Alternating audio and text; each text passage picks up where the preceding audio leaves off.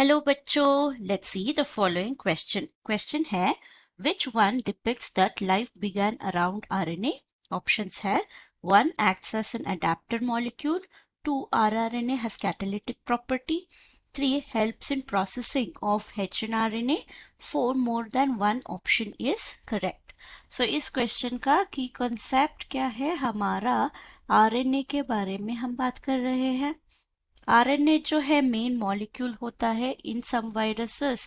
ये genetic material की तरह एक्ट करता है। अगर हमारे सेल में देखा जाए ये बहुत ही इम्पॉर्टेंट है क्योंकि ये एमआरएनए होगा तो मैसेज कैरी करेगा, टीआरएनए होगा तो प्रोटीन सिंथेसिस में हेल्प करेगा, आरआरएनए तो राइबोसोमल स्ट्रक्चर फॉर्म करेगा, एक्सेट्रा एक्सेट्रा। ओके, तो अगर हम देखा जाए आरएनए को हम पहला जेनेटिक मटेरियल मानते हैं क्योंकि ये एक प्रॉपर्टी है, वो है ऑटो कैटालिटिक। दैट इज ये जो है ये एंजाइम की तरह एक्ट करता है। एग्जाम्पल है राइबोजाइम। सो एंजाइम मतलब कौन कौन सा रिएक्शन के लिए हेल्प होता है?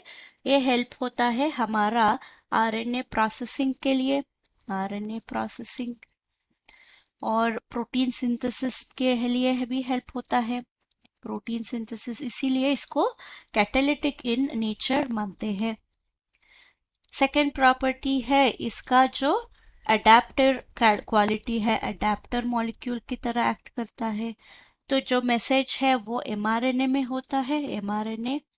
तो यहाँ पे हमारा जो राइबोसोमल आरएनए, राइबोसोम्स जो है वो अटैच हो जाते हैं और इसके ऊपर हमारा जो मेन अडेप्टर मॉलिक्यूल है वो है टीआरएनए, वो इस कुछ इस तरीके का अटैच कर लेगा।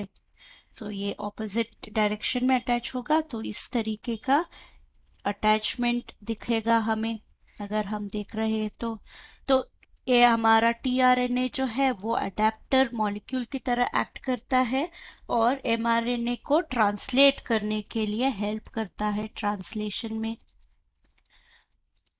तो इसीलिए आरएनए जो है वो main and most important genetic material होता है हमारा बॉडी में। तो आंसर क्या होगा?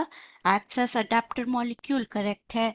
RNA rRNA has catalytic property क्योंकि ये राइबोसोमल आरएनए है, राइबोसोम प्रोटीन सिंथेसिस में हेल्प करता है, ये भी करेक्ट है। Helps in processing of heterogeneous RNA, ये भी करेक्ट है। तो हमारा आंसर है option 4, more than one option is correct. Hope you have understood the concept. Thank you and all the best.